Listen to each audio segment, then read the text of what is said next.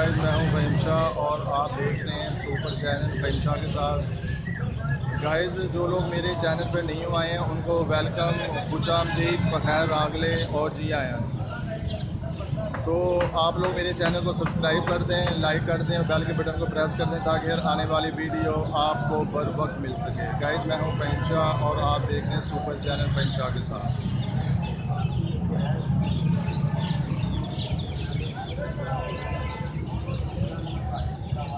वैसे मैं आपको ये बर्ड दिखा रहा हूँ जो कि ये फाख्ता कहलाती है। और गैस इसमें कलर देखें, कलर इनके कैसे हैं, कुछ वाइट है, कुछ ब्राउन है।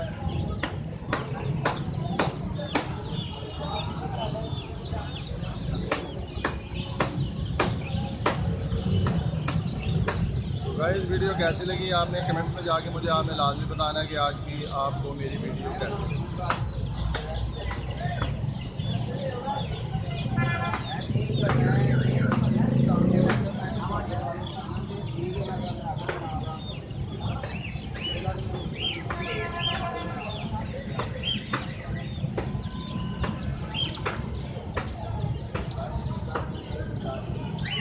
गाइस, ये गिदन पे देखें कि निशान कैसे हैं, ये कुदरती हैं और देखें कितने प्यारे और कितने खूबसूरत लग रहे हैं। और गाइस पंजाबी में इसको खाली वक्त घुगी भी बोलते हैं, लेकिन ये फाख्ता कहलाई जाती है।